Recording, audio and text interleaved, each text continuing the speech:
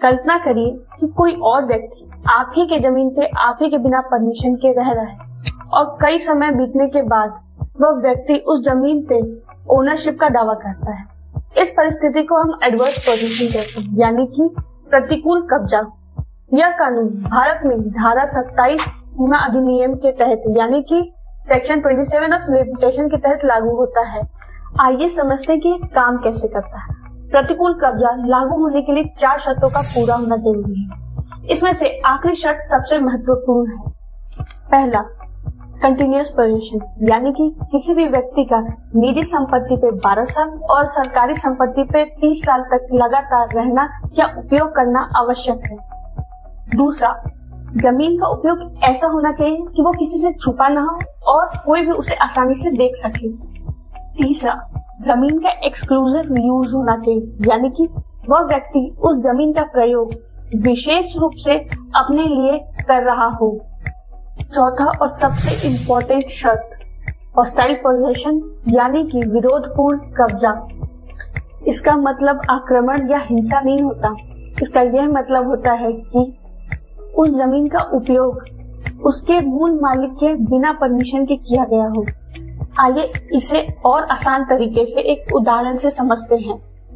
मान लीजिए आपके गांव में एक जमीन का टुकड़ा है और उस जमीन के टुकड़े का मालिक शहर चला जाता है और आप उस जमीन के टुकड़े पर खेती शुरू कर देते हैं और लगातार 12 साल तक खेती करते हैं और आपने सबको बताया है कि ये जमीन आपकी है और देखने से भी ये जमीन पे आपका ही कब्जा दिखता है।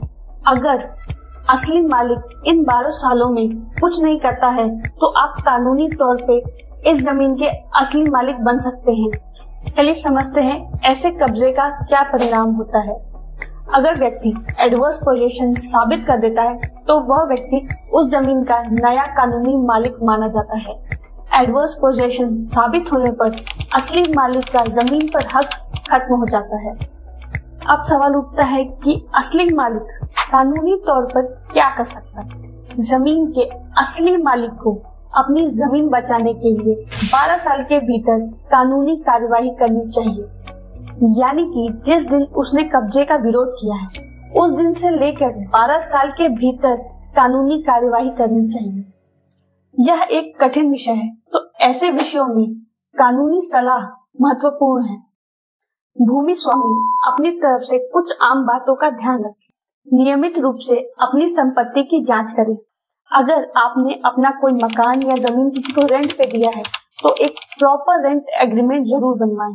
तो ये थे कुछ प्रतिकूल कब्जे से जुड़ी बातें। If you found this video useful, then please like, share and subscribe to our channel for more such information. If you have any question, then please comment below. Thanks for watching. Jai Hind.